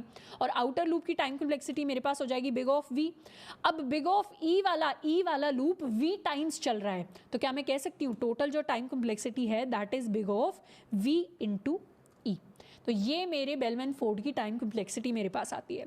इस कोड को मैं और ज़्यादा सिंपल बना सकती हूँ। मुझे क्या करना पड़ेगा, मुझे बस अपने ग्राफ को थोड़ा सा चेंज करना पड़ेगा। ग्राफ को चेंज करके मैं क्या कर सकती हूँ, अपने ग्राफ को मैं यहाँ पर एक नया ग्राफ बना सकती हूँ। इस ग्राफ को मैं अगर कॉमेंट आउट कर दूँ तो मेरा नया ग्राफ हो सकता है मेरे पास एजेस की इन्फॉर्मेशन। तो एज ग्राफ में ये मेरे पास एजेस का एरे बन जाएगा, जिसका साइज हो जाएगा मेरे पास न्यू एज, इसको मैं कह देती हूँ अपना ग्राफ। तो ये मेरे पास हो जाएगा new age of size v के इक्वल, या फिर v नहीं, इस बार इसके लिए मैं एक एरे लिस्ट बना लूँगी अपने सारे के सारे एजेस की। और इस बार ये एरे लिस्ट ऑफ एज का मुझे एरे नहीं बनाना, simply array list of edge बनानी है जिसमें सारे के सारे एज स्टोर्ड हैं। अब मुझे वर्टेक्स से कोई लेना देना नहीं है कि 0 पहले आ रहा है 1 पहले आ रहा है, अब सिर्फ एज की इन्फॉर्मेशन मुझे स्टोर करवानी है। तो ऐसा अगर मेरे पास केस है तो यहाँ मैं ग्राफ बना सकती हूँ अपने सारे के सारे एजेस का। Edges is equal to new array list. तो इस तरीके से मैंने एरे लिस्ट को बना लिया। तो अब ये क्रिएट ग्राफ फंक्शन को थोड़ा सा मॉडिफाई कर लेते हैं। इनफैक्ट मैं क्रिएट ग्राफ 2 नाम का एक फंक्शन बना देती हूँ जिसके अंदर अपने एजेस को पास कर दूंगी, या इसको मैं अपना ग्राफ कह देती हूँ। एजेस की जगह अब ये मेरा नया ग्राफ बन जाएगा। तो यहाँ पर मैं एक और फंक्शन लिख लेती हूँ, static void create graph 2। Create graph 2 के अंदर मेरे पास एरे लिस्ट ऑफ एज आती है, इनका एरे नहीं आता। अब सिंपली मुझे क्या करना है, सबसे पहले एक एक करके सारे के सारे एरे लिस्ट में अपने एजेस को ऐड कर देना है। तो यहाँ मैं सिंपली कर दूंगी ग्राफ डॉट ऐड। ये सेम चीज़ मुझे हर जगह करनी है। अब इंडेक्स के बेसिस पर ऐड नहीं हो रहा क्योंकि अब कोई एरे नहीं है, अब सिंपली सिर्फ एज की इन्फॉर्मेशन मेरे पास ऐड हो रही है। अब मुझे मतलब नहीं है कि जिस वर्टेक्स का एज है जहाँ से सोर्स शुरू हो रही है उसी का एज पहले ऐड हुआ है क्या। अब रैंडमली सारे एजेस को मैंने ऐड कर दिया है, तो ये मेरा नए टाइप का ग्राफ बन गया। इन्फॉर्मेशन इसमें भी सारी है, बस ये बेलमैन-फोर्ड वाले यूज़ केस के लिए थोड़ा सिंपल कोड मुझे ला कर देगा। तो ये मैंने यहाँ पर ग्राफ क्रिएट कर लिया। तो मैं मॉडिफिकेशन कैसे करूँगी, मैं अपने ग्राफ को बेलमैन-फोर्ड में सेंड कर रही हूँ। यहाँ पर ये एरे नहीं होगा, यहाँ पर ये सिर्फ ग्राफ हो जाएगा, और यहाँ मैं ले लूँगी ग्राफ डॉट साइज को। इनफैक्ट यहाँ ग्राफ डॉट साइज भी नहीं, मुझे अलग से अपनी वर्टेक्स का नंबर पास करना पड़ेगा, v को पास करना पड़ेगा, क्योंकि ये जो मैंने एजेस का ग्राफ बनाया है ना, इसमें v की काउंटिंग मुझे पता नहीं चलेगी। v की काउंटिंग कुछ भी हो सकती है, एजेस और v का ज़रूरी नहीं है कोई रिलेशन हो, तो मुझे अलग से v की यानी टोटल नंबर ऑफ वर्टिसेस की इन्फॉर्मेशन पास करनी पड़ेगी, जिसको मैं पास कर लूँगी इन दिस पैरामीटर। ये मेरा हो जाएगा यहाँ पर v के बराबर। तो ये मेरा इनिशियलाइजेशन चेंज हो गया, यहाँ से v का इनिशियलाइजेशन मैं हटा देती हूँ। ये वाला लूप अब v-1 तक चलेगा। अब मैं क्या करूँगी, अब इतने डबल जो नेस्टेड इंडेक्स मैंने लगाया था उसकी ज़रूरत नहीं है नेस्टेड लूप की। अब मुझे सिंपली लिखना है j = 0, j is less than graph dot size j++। हर बार अब एज की इंफॉर्मेशन जो है ये बन गई ग्राफ डॉट गेट जे के इक्वल। तो हर बार मेरा एज निकल कर आ गया, एज के अंदर सारी इंफॉर्मेशन है और ये यू वी इसी तरीके से कैलकुलेट होगा। अब ये वाला जो कोड है ये सेम काम परफॉर्म करता है सेम टाइम कॉम्प्लेक्सिटी में। यानी अब आपको लग रहा होगा दीदी अब तो ये 2 लूप हो गए, अब तो टाइम कॉम्प्लेक्सिटी कम होनी चाहिए, बट नहीं, टाइम कॉम्प्लेक्सिटी उतनी ही है। चाहे आप 2 लूप लगा कर निकालो, 1 लूप लगा कर निकालो, इस पूरे एक सिंगल लूप को भी उतना ही टाइम लगेगा बिग ऑफ ई के इक्वल, क्योंकि हम सारे एजेस पर ट्रेवर्स कर रहे हैं, और आउटर लूप को उतना ही टाइम लगेगा which is big of V. तो टोटल जो टाइम कॉम्प्लेक्सिटी हो जाएगी that will be big of V into E. इसको भी एक बार सेव कर लेते हैं एंड रन करते हैं अपने सारे के सारे शॉर्टेस्ट पाथ प्रिंट करवाने के लिए। आंसर मेरे पास आया है 02 -204। ये सेम आंसर है जो हमने पहले वाले कोड में निकाला था। तो इस तरीके से बेलमैन फोर्ड एल्गोरिथम का हम यूज़ करते हैं। ये जो ग्राफ वाले एल्गोरिथम्स हम कर रहे हैं इनका लॉजिक तो हमें पता ही होना चाहिए, साथ के साथ हमें क्या होनी चाहिए, प्रैक्टिस होनी चाहिए। हम जितना ज़्यादा प्रैक्टिस करेंगे ना सवालों को, ऐसे सवालों को जो डायरेक्टली हमसे एल्गोरिथम नहीं पूछते, ऐसे सवाल जिसमें कुछ यूज़ केसेस होते हैं, जिसमें कुछ नए तरीके से आपको नई प्रॉब्लम दी जाती है और वहाँ आपको फिगर आउट करना पड़ता है, अच्छा ये प्रॉब्लम ग्राफ की है, अच्छा इसमें शॉर्टेस्ट डिस्टेंस निकालना है, अच्छा इसको मैं 2 तरीके से कर सकता हूँ, एक डाइक्स्ट्रा से कर सकता हूँ, एक बेलमैन फोर्ड से कर सकता हूँ। फिर मुझे फिगर आउट करना है, अच्छा यहाँ पर नेगेटिव भी हो सकता है मेरे पास वेट, या मुझे पैसे का लेन देन भी हो सकता है, तो मतलब एक नेगेटिव वैल्यू भी हो सकती है एज के पास, एक पॉजिटिव भी हो सकती है। तो इस केस में मैं बेलमैन फोर्ड यूज़ कर लूँ। अच्छा हमेशा पॉजिटिव वैल्यूज़ ही होंगी, तो उस केस में मैं बेलमैन फोर्ड भी यूज़ कर सकती हूँ, डाइक्स्ट्रास भी यूज़ कर सकती हूँ। तो इस तरीके का हमारा प्रोसेस रहता है जब भी हम ग्राफ के सवालों को सॉल्व करते हैं। तो सिर्फ ग्राफ की एल्गोरिथम को नहीं देखना, एल्गोरिथम तो इंपॉर्टेंट है ही, डायरेक्टली पूछी जा सकती है इंटरव्यूज़ में, पर कोडिंग टेस्ट के लिए हमें क्वेश्चंस को प्रैक्टिस करना है जिनके अंदर डायरेक्टली या इनडायरेक्टली हमारी एल्गोरिथम यूज़ हो रही हो। नेक्स्ट हम बात करने वाले हैं मिनिमम स्पैनिंग ट्री की। इसको हम शॉर्ट में MST कहते हैं। MST का कॉन्सेप्ट ग्राफ्स के अंदर बहुत इंपॉर्टेंट होता है, इस पर बेस्ड बहुत सारे सवाल भी आ जाते हैं। तो MST पर बेस्ड एल्गोरिथम्स हमें पता होनी चाहिए कि किसी भी ग्राफ के अंदर हम मिनिमम स्पैनिंग ट्री को कैसे फाइंड आउट करें। सबसे पहले समझते हैं कि MST होता क्या है। MST को हम मिनिमम वेट स्पैनिंग ट्री भी कहते हैं या मिनिमम स्पैनिंग ट्री भी कहते हैं। ये सबसेट होता है edges of a connected edge weighted undirected graph. यानी अगर मुझे कोई अनडायरेक्टेड ग्राफ दिया हुआ है तो उसके अंदर मैं ऐसा कोई सब ग्राफ निकाल लूँ। हर ग्राफ के अंदर से एक सब ग्राफ निकल सकता है। इसका क्या मतलब है, 0 1 2 3, यहाँ पर ये इस तरीके से कनेक्टेड है, यहाँ पर 4 आ गया है मेरे पास, ये दोनों ऐसे कनेक्टेड हैं, ये ऐसे कनेक्टेड है। तो यहाँ क्या है, एक नोड दूसरे नोड से मल्टीपल तरीकों से कनेक्टेड है। पर इसी ग्राफ से अगर मैं एक ट्री स्ट्रक्चर निकाल लूँ, तो जैसे मैं इससे कौन सा ट्री स्ट्रक्चर निकाल सकती हूँ, उस ट्री स्ट्रक्चर में सारी की सारी नोड्स तो इंक्लूडेड होंगी, मतलब सारी की सारी वर्टेक्स मेरे पास आ रही होंगी, बट सारे के सारे एजेस नहीं आएंगे। एजेस की जगह मान लेते हैं मैंने 0 से 1 तक का ये वाला एज रख लिया, 1 से 3 तक का ये वाला एज रख लिया, 1 से 2 तक का ये वाला एज रख लिया, 1 से 4 तक का ये वाला एज रख लिया। तो क्या हुआ, मुझे सिर्फ उतने ही एज रखने हैं जितने मेरे सारे के सारे नोड्स को कनेक्ट करने के लिए ज़रूरी हैं। यानी मुझे अपनी सारी की सारी वर्टिसेस को रखना है, प्लस मुझे उतने ही एज रखने हैं जितने मेरे सारे के सारे वर्टिसेस को कनेक्ट कर दें। प्लस इसके साथ साथ ये मेरा अनडायरेक्टेड ग्राफ है, प्लस ये वेटेड ग्राफ भी होगा। जैसे यहाँ पर वेट 1 2 1, यहाँ पर 5 हो गया। तो इस केस में मैं क्या करूँगी, ये 1 से लेकर 3 तक का या मैं 1 वाला एज रख सकती हूँ, या फिर 1 से लेकर 3 तक का मैं 5 वाला एज रख सकती हूँ। तो मैं क्या प्रेफर करूँगी, मैं यहाँ पर प्रेफर करूँगी 1 वाले एज को रखने का। यानी जो मैं एजेस रख रही हूँ, जो मेरे सारे के सारे नोड्स को कनेक्ट करते हैं, उनका मिनिमम वेट होना चाहिए। इसीलिए इसको मिनिमम वेट स्पैनिंग ट्री भी कहा जाता है। तो बेसिकली मेरे पास अगर कोई एज वेटेड अनडायरेक्टेड ग्राफ है तो उसमें से मैं एक सब ग्राफ निकाल लूंगी which is a connection of my edges, और वो इस तरीके से कनेक्ट होते हैं कि सारी की सारी वर्टिसेस एक साथ आती हैं विदाउट एनी साइकिल्स। तो कोई साइकिल नहीं होनी चाहिए। अब आप एक ट्री फॉर्म करेंगे, ट्री के अंदर हमने बाइनरी ट्री पढ़ा था, BST पढ़ा था, उसके बाद ट्राइज भी पढ़ लिया था, हमने कभी कोई साइकिल नहीं देखी। तो ऐसे यहाँ पर भी कोई साइकिल नहीं बनेगी जब हम एक MST फाइंड आउट करेंगे ग्राफ के अंदर से निकाल कर। तो मुझे क्या मिलेगा लास्ट में, एक minimum possible total edge weight. सारे के सारे एजेस का अपना कोई इंडिविजुअल वेट होगा, इन सबको टोटल करके जो मुझे वैल्यू मिलेगी वो सबसे मिनिमम होगी। मतलब इसकी जगह अगर मैंने कोई और एज डाल दिया होता तो उसकी वैल्यू ज़्यादा हो जाती। तो ये एक मिनिमम वेट वाला मुझे अपना MST फाइंड आउट करना है। अब मतलब ये शुरुआत में MST का कॉन्सेप्ट बहुत ओवरवेलमिंग लग सकता है, बट इसको देखकर घबराना नहीं है। MST का कॉन्सेप्ट बहुत ही सिंपल है, जैसे हमने शॉर्टेस्ट पाथ कर लिया था, बिल्कुल वैसा सा सिंपल सा कॉन्सेप्ट है। बस हमें बेसिक समझ में आ जाना चाहिए कि MST क्या है, और उसी को हम धीरे धीरे अभी समझ रहे होंगे। जैसे मैं अगर इस ग्राफ का एग्जाम्पल लूँ, मैं ये पुराने वाले ग्राफ्स को हटा देती हूँ, मैं इस ग्राफ का अगर एग्जाम्पल लूँ तो इस ग्राफ में ये एक नोड है, ये दूसरी नोड है, third node, fourth, fifth, sixth, seventh. अब यहाँ पर एक पल के लिए अगर मैं इग्नोर कर दूं कि ये वाले एज का कलर रेड क्यों है, ये वाले एज का कलर ग्रीन क्यों है, इसको मैं इग्नोर कर देती हूँ, मान लेती हूँ सारे एज बिल्कुल नॉर्मल है। तो मेरे सारे के सारे जो वर्टिसेस हैं उनके बीच में अपना एक एज फॉर्म हो रहा है, साथ के साथ उसका वेट दिया हुआ है। बी से लेकर सी तक का एज है, उसका वेट दिया हुआ है। ई से लेकर एफ तक का एज है, उसका वेट दिया हुआ है। डी से लेकर ई तक का एज है, उसका वेट दिया हुआ है।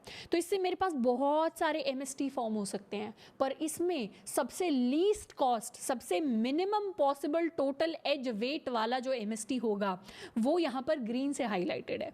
वो कौन सा होगा? जहाँ पर ए और डी को कनेक्ट करने के लिए हम इस एज का यूज़ करेंगे। ए और बी को कनेक्ट करने के लिए हम इस 7 का यूज करेंगे। हम चाहते तो क्या कर सकते थे, हम यहाँ पर ए लिख सकते थे, यहाँ पर बी लिख सकते थे, यहाँ पर सी लिख सकते थे, और हम ये वाला रास्ता जोड़ देते कि ये 9 से कनेक्ट हो जाएगा और ये यहाँ पर 7 से कनेक्ट हो जाएगा।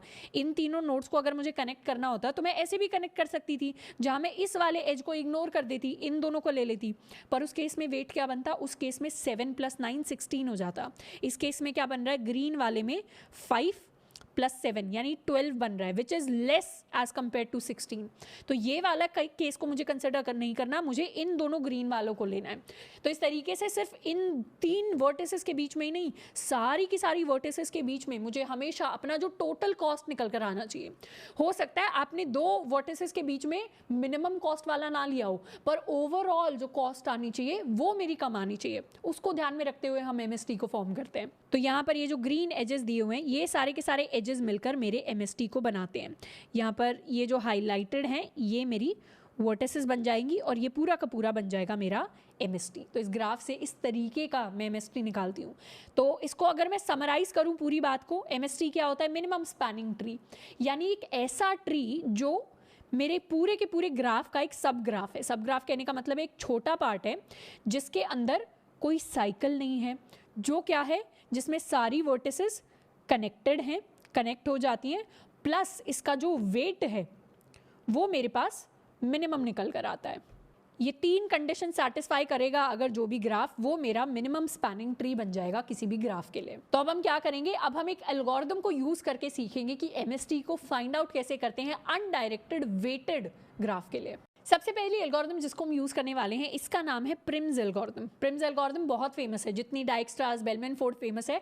ग्राफ के अंदर कुछ ही एल्गोरिथम्स होती हैं जो बार बार यूज़ होती हैं, और इनके बारे में हमें पता होना चाहिए। उनमें से एक है हमारी प्रिम्स एल्गोरिथम। अब प्रिम्स एल्गोरिथम बहुत सिमिलर लगेगी आपको पहले जो हमने कोड लिखा हुआ है, प्रायोरिटी क्यूज यूज़ की हुई हैं उन सब से, तो वैसा सा ही इसका सिंपल सा कोड होने वाला है। मैं क्या करती हूँ, प्रिम्स एल्गोरिथम को सॉल्व करने के लिए MST सेट बनाती हूँ, यानी इसको यूज़ करने के लिए थ्योरेटिकली हम एक मिनिमम स्पैनिंग ट्री का सेट यूज़ करेंगे। जैसे अगर मैं बहुत बेसिक बात करूं तो ये मेरे पास एक ग्राफ है, ये ग्राफ अनडायरेक्टेड है, कोई डायरेक्शन नहीं है एजेस की, प्लस इसके अंदर हर एक एज का अपना एक वेट है। अब ये अनडायरेक्टेड प्लस वेटेड ग्राफ है जिसके लिए मुझे MST को फाइंड आउट करना है। अब इसके लिए मल्टीपल स्पैनिंग ट्री हो सकते हैं।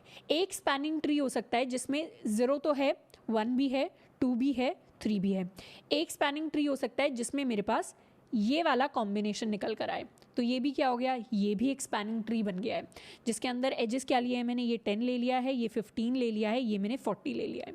दूसरे वाला पॉसिबल कॉम्बिनेशन क्या हो सकता है? सारे के सारे नोड्स तो मेरे पास आएंगे ही, सारे के सारे नोड्स कनेक्टेड भी होंगे, पर इस बार मैंने ये वाला स्पैनिंग ट्री बना लिया है। तो इस केस में ये वाले एज का वेट 10, ये वाले एज का वेट 30, ये वाले एज का वेट 15।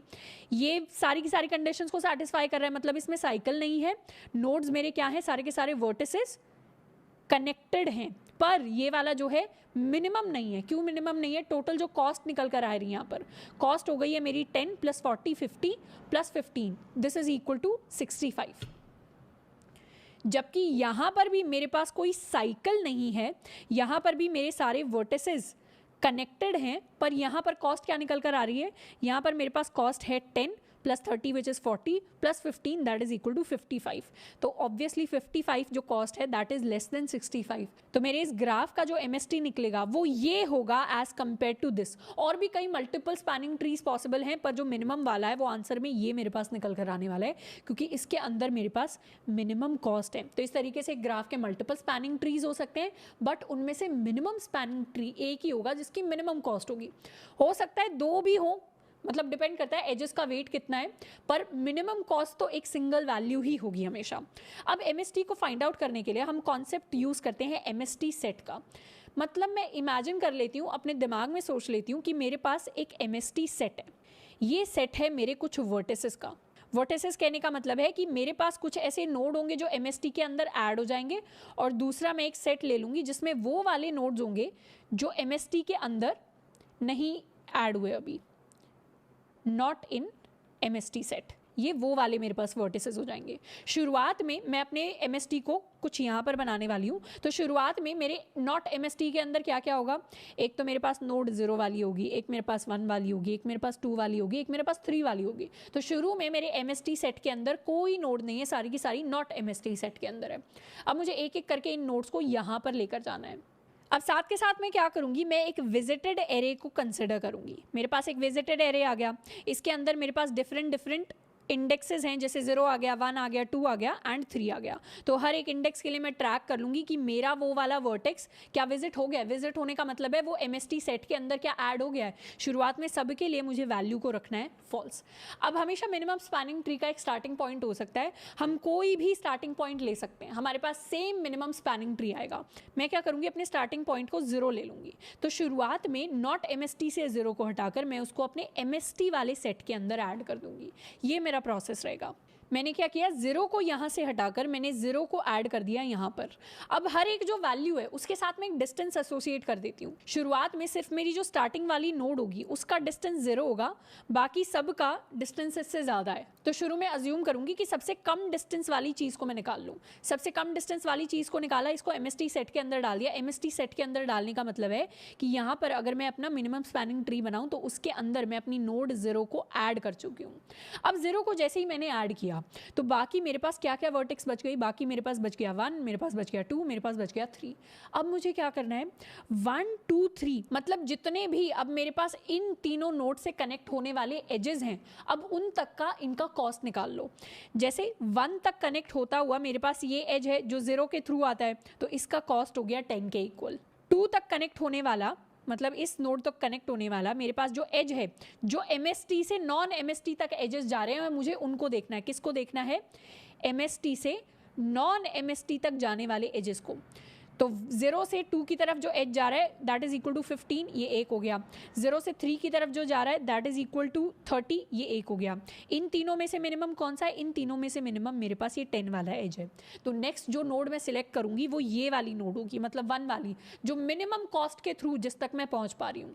हर बार मुझे क्या करना है, मिनिमम कॉस्ट को देखना है कि अब नेक्स्ट नोड ऐसी कौन सी लूँ जहाँ तक मिनिमम कॉस्ट में मैं पहुंच जाऊँ, उसको मुझे देखना है। तो नेक्स्ट वाली नोड 0 से जहाँ तक मिनिमम कॉस्ट में पहुंच सकती हूँ वो है मेरे पास 1 के इक्वल। तो 1 को मैं यहाँ से हटाऊंगी और 1 को MST सेट में ऐड कर दूंगी।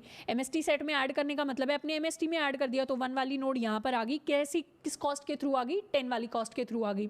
इनफैक्ट यहाँ मैं एक कॉस्ट वेरिएबल ले लेती हूँ जिसमें मैंने 10 को स्टोर करा दिया। अब मेरे MST के अंदर 0 एंड 1 आ गए हैं। कौन कौन बच गया, 2 एंड 3 बच गया। अब मैं देखूंगी 0 1 से कौन कौन से ऐसे एजेस हैं जो 2 एंड 3 की तरफ जाते हैं। अब साथ के साथ मैं क्या कर रही हूँ, साथ के साथ 0 को मैंने विजिट कर लिया है तो इसकी वैल्यू को ट्रू करवा दूंगी। 1 को विजिट कर लिया, इसकी वैल्यू को भी ट्रू करवा दूंगी। अब मुझे क्या करना है, 1 के वो सारे के सारे एजेस जो 2 और 3 के साथ, मतलब जो अभी तक विजिट नहीं हुआ और जो नॉन MST सेट में है, उसके साथ मैं देखूंगी कि किसका कॉस्ट अब मिनिमम आता है। 1 का 2 तक कौन सा एज है, 1 का 2 तक कोई डायरेक्ट एज नहीं है तो इसको मुझे नहीं देखना। 1 का 3 तक कौन सा एज है, 1 का 3 तक एज है ये 40 के इक्वल। तो अब मैं देख लूंगी, एक मेरा एज एग्जिस्ट करता है 1 से लेकर 3 तक जिसका कॉस्ट 40 है। एक मेरा एग्जिस्ट करता है 0 से लेकर 2 तक जिसका कॉस्ट मेरे पास 15 है, और एक एज एग्जिस्ट करता है 0 से लेकर 3 तक जिसका एज मेरे पास 30 है। इन तीनों का मिनिमम निकाल लूंगी। मतलब MST सेट से इस वाले नोड से नॉन एमएसटी नोड्स तक जो भी मेरे पास एजेस आ रहे हैं उनमें सब मिनिमम निकाल लो। तो मेरे पास 40 आ गया, मेरे पास 30 आ गया, मेरे पास 15 आ गया, मिनिमम हो गया 15 के इक्वल। तो मैं 15 को पिक कर लूँगी। 15 को पिक करने का मतलब है मैंने अब 2 को पिक कर लिया। 2 को पिक कर लिया मतलब 2 को यहाँ से हटाया, 2 को एमएसटी सेट के अंदर ऐड किया, 2 के लिए इस वैल्यू को ट्रू किया, एमएसटी सेट के अंदर ऐड किया कौन से एज को यूज़ करके, इस एज को यूज़ करके। तो यहाँ पर कुछ इस तरीके से एमएसटी सेट के अंदर 15 वाला एज को यूज़ करके ऐड कर दिया। तो कॉस्ट अब हो गई है 25 विच इज़ 10 + 15। तो हर बार क्या करना है, एमएसटी सेट से जितनी नोड्स निकल रही हैं उनको नॉन एमएसटी सेट से जोड़ते हुए कितने एजेस हैं उनमें से मुझे मिनिमम निकालना है। तो अब नेक्स्ट मैं देखूंगी 0, 1 एंड 2 से निकलते हुए कितने एजेस हैं जो 3 की तरफ जाते हैं। तो 1 से निकलता हुआ एक है जो 3 की तरफ जाता है, इसका कॉस्ट 40 है। 0 से निकलता हुआ एक है 3 की तरफ जाता है, इसका कॉस्ट 30 है। 2 से एक है जिस 3 की तरफ जाता है, इसका कॉस्ट मेरे पास 50 है। तीनों में से मिनिमम कौन सा है, तीनों में से मिनिमम ये 30 वाला है। तो मैं इस वाले एज को पिक करूंगी जिसका वेट मेरे पास है 30 के equal, because this is the minimum value. तो 3 को हटाया, यहाँ पे 3 को एमएसटी सेट के अंदर ऐड किया, 3 की वैल्यू को ट्रू कर दिया, और एमएसटी सेट के अंदर ऐड करने का मतलब है ये वाला जो एज है इसको मैं ऐड कर दूंगी। मतलब 0 से अब 3 की तरफ भी एक एज आ रहा है जिसका कॉस्ट मेरे पास 30 है। 30 भी ऐड कर दिया तो दिस वैल्यू बिकम्स 55। तो ये मैंने क्या किया, सारे के सारे मैंने अपने वर्टिसेस को निकाल लिया। 0, 1, 2, 3। तो 0, 1, 2, 3 चारों वर्टिसेस आ गए हैं, चारों के चारों कनेक्टेड हैं, कोई साइकिल फॉर्म नहीं हो रही है, और ये जो एजेस का वेट आया मेरे पास, कॉस्ट आया, ये मिनिमम है विच इज इक्वल टू 55। तो इस तरीके का मेरा ओवरऑल प्रोसेस रहता है एमएसटी को फाइंड आउट करने का। क्या प्रोसेस बताया मैं उसको समराइज कर देती हूँ। एक एमएसटी सेट लिया, कैसे ट्रैक कर रही हूँ एमएसटी सेट को, ये देख लूँगी बस कि विजिटेड है या नहीं है। ये जो फाइनल एमएसटी की वैल्यू है इसके लिए मैं अपना फाइनल एरे लिस्ट बना सकती हूँ जिसके अंदर सारे के सारे एजेस को स्टोर कर लूँगी जो मेरे एमएसटी के अंदर आते हैं। तो ये एजेस को मैं स्टोर करवा लूँगी। इस तरीके से मैं सारे एजेस को ऐड कर सकती हूँ फाइनल आंसर के अंदर। बट यूजुअली हम क्या करते हैं, डायरेक्टली बस कॉस्ट निकालते हैं। तो मैं सिंपली क्या करूँगी, कॉस्ट को ऐड कर दूंगी एज की एक फाइनल आंसर कॉस्ट के अंदर। मेरे पास एक एमएसटी सेट होता है, मेरे पास एक नॉन एमएसटी सेट होता है। हर बार नॉन एमएसटी से मिनिमम वाला निकाल लो और उसको एमएसटी के अंदर ऐड कर दो। अब एमएसटी के अंदर जितने भी रह गए उनको देख लो, नॉन एमएसटी से कौन कौन से एज से कनेक्ट हो रहे हैं, जो मिनिमम एज है नेक्स्ट फिर उसको निकाल लो, उसको भी एमएसटी के अंदर ऐड कर दो। ऐड करते करते लास्ट में मेरे पास मेरा मिनिमम स्पैनिंग ट्री आ जाएगा। अब इसको हम इम्प्लीमेंट कैसे करते हैं, इसके लिए हल्का सा हम सूडो कोड लिखने की कोशिश करते हैं। मैं क्या करूँगी, क्योंकि इस सवाल में मुझे बार बार क्या करना है, मिनिमम कॉस्ट वाला वर्टेक्स निकालना है। नॉन एमएसटी से मिनिमम कॉस्ट वाले मुझे चीज़ निकालनी है, तो मैं एक प्रायोरिटी क्यू को यूज़ करूँगी। अब प्रायोरिटी क्यू के अंदर मैं दो इन्फॉर्मेशन को स्टोर करने वाली हूँ। एक है मेरी वर्टेक्स, दूसरा होगा मेरे पास उसकी कॉस्ट, यानी इस वर्टेक्स तक पहुँचने की कितनी कॉस्ट होने वाली है, क्या उस कॉस्ट को मुझे इंक्लूड करना चाहिए या इंक्लूड नहीं करना चाहिए। इसको ट्रैक करने के लिए मैं प्रायोरिटी क्यू का यूज़ करूँगी। तो मुझे क्या करना है, एक मैं विजिटेड नाम का एरे बना लूँ जो बूलियन टाइप का होगा, दूसरा मैं अपनी प्रायोरिटी क्यू बना लूँ जो एक पेयर टाइप की होगी जिसमें पहली वैल्यू वर्टेक्स हो जाएगी, दूसरी वैल्यू कॉस्ट हो जाएगी। मुझे हमेशा क्या मिलेगा, मुझे हमेशा मिनिमम नोड मिल जाएगी, मिनिमम पेयर मिल जाएगा। मिनिमम पेयर मतलब जिसकी कॉस्ट कम हो, वो मिनिमम होना चाहिए। शुरुआत में क्या करूँगी, शुरुआत में प्रायोरिटी क्यू के अंदर मैं ऐड करने वाली हूँ अपनी वर्टेक्स 0 को। जो भी मेरा स्टार्टिंग पॉइंट होगा, 0 की जगह मैं 3 भी ऐड कर सकती हूँ, वो भी ठीक होगा। तो स्टार्टिंग पॉइंट एंड उसकी कॉस्ट, शुरुआत में कॉस्ट को मैं 0 मान लेती हूँ, इसको मैं ऐड करूँगी। मैं एक लूप चलाऊँगी जब तक मेरी P Q is not empty, जब तक मेरी पी क्यू खाली नहीं हो जाती तब तक मुझे क्या करना है, तब तक मैं अपना पहले तो करंट निकाल लूँ। करंट में मेरे पास क्या आएगा, एक मेरे पास वर्टेक्स आएगी, एक मेरे पास कॉस्ट आएगी।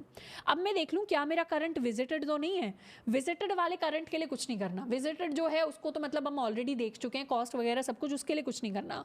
सबसे पहले तो यही चेक कर लूँगी if not visited. Not visited के लिए मुझे क्या करना है, नॉट विजिटेड के लिए सबसे पहले तो उसको विजिट कर दो। ये है मेरा नॉट विजिटेड वाला लूप। सबसे पहले तो उसको विजिट कर लो, फिर उसको अपने एमएसटी यानी आंसर के अंदर ऐड कर दो। या तो मैं डायरेक्टली एज को ऐड कर सकती हूँ, मेरे पास चॉइस है, सवाल पर डिपेंड करता है। आपसे एज पूछा गया है तो आप एरे लिस्ट ऑफ एज बना सकते हैं। अगर किसी सवाल में आपसे एमएसटी पूछें और बोले एज स्टोर कराना है तो क्या करना है, एरे लिस्ट ऑफ एज को मुझे बना लेना है। इस बार मैं क्या करूँगी, मैं सॉल्व करने वाली हूँ कॉस्ट को। आपके लिए एज प्रिंट करवाना, ये मैं एज अ होमवर्क प्रॉब्लम आपको दे रही हूँ। प्रिम्स एल्गोरिथम अच्छे से समझना है। कॉस्ट के लिए मैं बताऊंगी, एज के लिए बस 2-3 लाइनें आपको एक्स्ट्रा लिखनी होंगी और उसमें कोई लॉजिक यूज़ नहीं करना। पूरा मैंने आपको बता दिया क्या करना है, बस इसको कोड कर लेना है। मैं कॉस्ट के लिए निकालने वाली हूँ, मतलब मैं टोटल एमएसटी कॉस्ट को निकाल कर उसको प्रिंट करवाने वाली हूँ। तो यहाँ पर एज कर सकते हैं, नहीं तो हम कॉस्ट कैलकुलेट कर सकते हैं। उसके बाद क्या करना है, नेबर्स को ऐड कर दो प्रायोरिटी क्यू के अंदर। मतलब पहले वाले सारे नेबर्स तो एडेड होंगे ही, पहले 0 आया तो 0 के नेबर यानी 1 और 2 को प्रायोरिटी क्यू के अंदर ऐड कर दिया, जितनी भी कॉस्ट लग रही है 0 से यहाँ तक जाने की। उसके बाद क्या किया, जैसे ही 1 आ गया, 1 के लिए उसका नेबर 3 इस वाले एज की कॉस्ट को ऐड कर दिया, मतलब 3 को ऐड कर दिया विद द कॉस्ट ऑफ 40। तो इस तरीके से जैसे जैसे अगले वाले एज तक हम अगले वाली वर्टेक्स तक जा रहे हैं, उनके लिए कॉस्ट को ऐड कर देना है। तो ये मेरा बेसिक कोड रहने वाला है, जिसमें एक विजिटेड बूलियन एरे लूंगी, एक प्रायोरिटी क्यू लूंगी जो पेयर को स्टोर करेगा, जिसमें वर्टेक्स और कॉस्ट होगी। प्रायोरिटी क्यू को इनिशियलाइज करेंगे वर्टेक्स 0 यानी मेरी source vertex with a cost of 0। Loop चला लेना जब तक पी क्यू खाली नहीं हो जाती। करंट निकाल लेना है, अगर करंट विजिटेड है तो कुछ नहीं करना, नॉट विजिटेड है तभी पहले उसको विजिट कराओ, फिर एमएसटी के अंदर ऐड करो, मतलब उसकी कॉस्ट निकाल लो, कॉस्ट को फाइनल आंसर में ऐड कर दो। प्लस जो भी नेबर्स होंगे उनकी वैल्यू को ऐड कर दो, मतलब उनका भी मुझे पेयर बनाना है। पेयर में वर्टेक्स हो जाएगी ई डॉट डेस्टिनेशन यानी मेरे नेबर वैल्यू के इक्वल, और जो मेरा कॉस्ट हो जाएगा वो हो जाएगा ई डॉट वेट यानी मेरे एज के वेट के इक्वल। इस कोड के लिए, इस सूडो कोड के लिए अब हम प्रॉपर जावा का कोड लिखने वाले हैं। मैंने क्या किया है, मैंने अपनी स्टैटिक क्लास एज बनाई है जिसके अंदर सोर्स डेस्टिनेशन वेट है, साथ के साथ मैंने अपना ग्राफ क्रिएट किया है जिसके अंदर मेरे पास एक अनडायरेक्टेड एंड वेटेड ग्राफ है, सोर्स है, डेस्टिनेशन है और हर एज का मेरे पास वेट है। अब मेरे पास स्टैटिक मेन फंक्शन में मैंने अपने ग्राफ को क्रिएट कर दिया है। सबसे पहले मैं कोड लिखने वाली हूँ अपने एमएसटी के लिए, तो पब्लिक स्टैटिक वॉइड, इसको मैं नाम दूंगी एमएसटी। एमएसटी को फाइंड आउट करने के लिए या मैं इसको प्रिम्स नाम दे देती हूँ, प्रिम्स, इसको आप एमएसटी भी नाम दे सकते हैं, गेट एमएसटी कुछ भी नाम दे सकते हैं फंक्शन को। इसके अंदर सबसे पहले तो मेरे पास मेरा ग्राफ आएगा, तो इसको मैं कॉपी कर लेती हूँ। ग्राफ मेरे पास आ गया। सबसे पहला काम होता है अपने विजिटेड बूलियन एरे को बना लो, तो boolean visited is equal to new boolean of graph dot length. तो सबसे पहले मैंने विजिटेड बना लिया। अब मुझे क्या करना है, अब मुझे प्रायोरिटी क्यू बनानी है। प्रायोरिटी क्यू के अंदर मैं स्टोर कराऊंगी अपने पेयर को, इसको नाम देती हूँ P Q is equal to new priority queue. तो पहले पेयर्स को स्टोर कराने के लिए पेयर क्लास भी बना लेते हैं। मैं बनाऊंगी स्टैटिक क्लास पेयर, इसके अंदर एक तो मेरे पास वर्टेक्स आ जाएगी, इसको मैं वी नाम दे देती हूँ, एक मेरे पास आ जाएगा मेरा कॉस्ट। तो इसका कंस्ट्रक्टर बना लेते हैं पब्लिक पेयर, जिसके अंदर मेरे पास वर्टेक्स आ गई है, जिसके अंदर मेरे पास कॉस्ट आ गई है, तो this dot V is equal to V. दूसरा मैं कर दूंगी this dot cost is equal to C. अब ये जो पेयर क्लास है, इसके ये जो ऑब्जेक्ट्स होने वाले हैं ये मेरी प्रायोरिटी क्यू के अंदर स्टोर होंगे।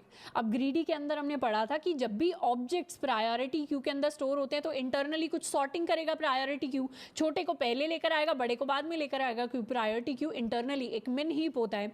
अब ये कंपेयर कैसे करें कि पेयर में कौन छोटा पेयर है कौन बड़ा पेयर है, तो वर्टेक्स के बेसिस पर करे या कॉस्ट के बेसिस पर करे, तो उसको हमें डिफाइन करना होता है। तो उसके लिए हम क्या करेंगे, इंप्लीमेंट करेंगे अपना कंपेरेबल इंटरफेस। इस कंपेरेबल इंटरफेस को हमने बहुत बार इंप्लीमेंट कर रखा है अपने ग्रीडी वाले चैप्टर में। कंपेरेबल को हम इंप्लीमेंट करेंगे फॉर माय पेयर ऑब्जेक्ट्स। यहाँ पे मैं ओवरराइड करूंगी अपने फंक्शन को, कौन से वाले फंक्शन को, कंपेयर टू फंक्शन को। तो मैं लिखूंगी पब्लिक इंट कंपेयर टू, ये स्टैटिक फंक्शन नहीं है तो यहाँ स्टैटिक नहीं लगा देना गलती से भी, कंपेयर टू पेयर P2। मेरा कौन सा पेयर बड़ा होगा, वो पेयर बड़ा होगा जिसकी कॉस्ट बड़ी होगी। तो जिसकी कॉस्ट छोटी है वो वाला पेयर पहले आ जाए, जिसकी कॉस्ट ज़्यादा है वो पेयर बाद में आ जाए। तो मैं यहाँ से कंपेयर टू से रिटर्न कर दूंगी this dot cost minus P2 dot cost.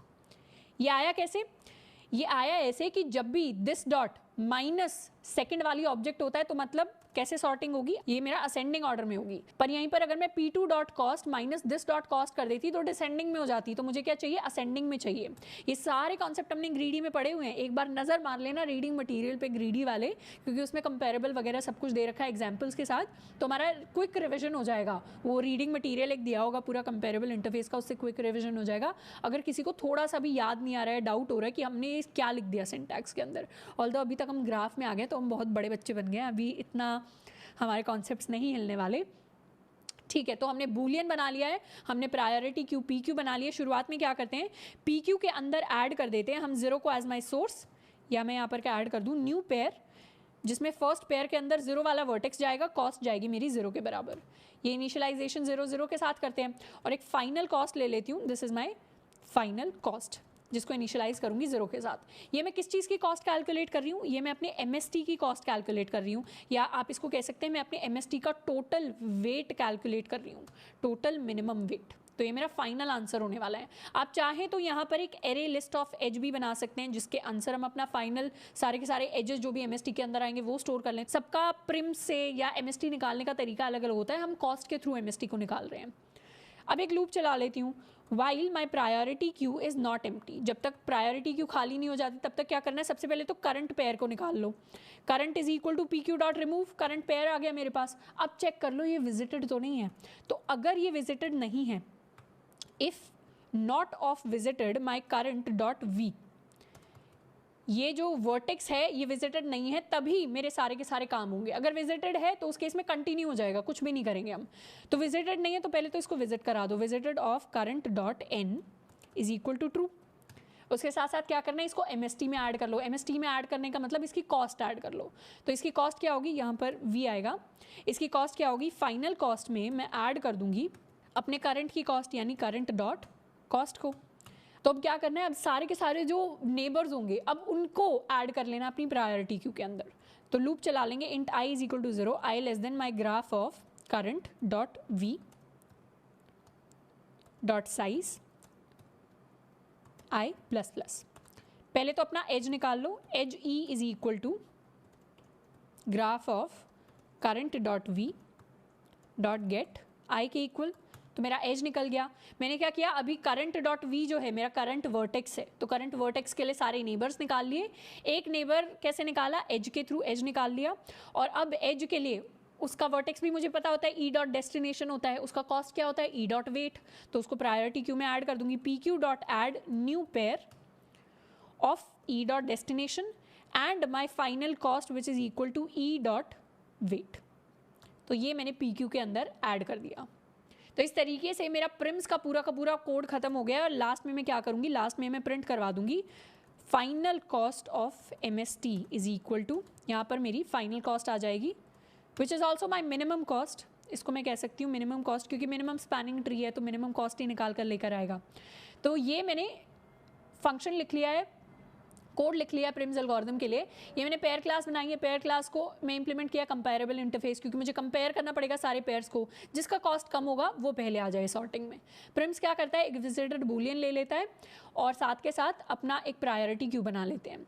शुरुआत में प्रायोरिटी क्यू के अंदर पेयर ऐड करते हैं, सोर्स का 0 जिसकी कॉस्ट भी 0 है, फाइनल कॉस्ट में शुरुआत में 0। तब तक लूप चलाऊंगी जब तक मेरी प्रायोरिटी क्यू खाली नहीं हो जाती। करंट निकाल लूंगी, पहले चेक करूंगी करंट विजिटेड तो नहीं है, सिर्फ विजिटेड नहीं होगा तभी हम उसको विजिट करके सारे काम करेंगे। तो पहले उसको विजिट कर लो, फाइनल कॉस्ट में ऐड कर दो, नेबर्स को भी ऐड कर दो प्रायोरिटी क्यू में, ताकि चेक कर सके उनके वाला एज इंक्लूड होना है क्या MST में। इंक्लूड होना है नहीं होना वो तो प्रायोरिटी क्यू बताएगी, पर हमें क्या करना है, नेबर्स को ऐड कर लेना है। तो नेबर्स को मैंने ऐड कर लिया। नेबर्स को ऐड करने का क्या लॉजिक हुआ, नेबर्स को ऐड करने का ये लॉजिक हुआ, अगर अभी वाला करंट नोड एडेड है उसको मैंने निकाल लिया, अब नेक्स्ट जो नोड्स पहुंच सकती हूँ, जिन तक मैं कनेक्ट कर सकती हूँ, जिनको मैं MST के लिए, वो तो मेरे नेबर ही होंगे ना। तो इसीलिए सिर्फ हम नेबर्स को ऐड करते हैं, क्योंकि नेबर्स से ही डायरेक्ट कनेक्शन फॉर्म होता है।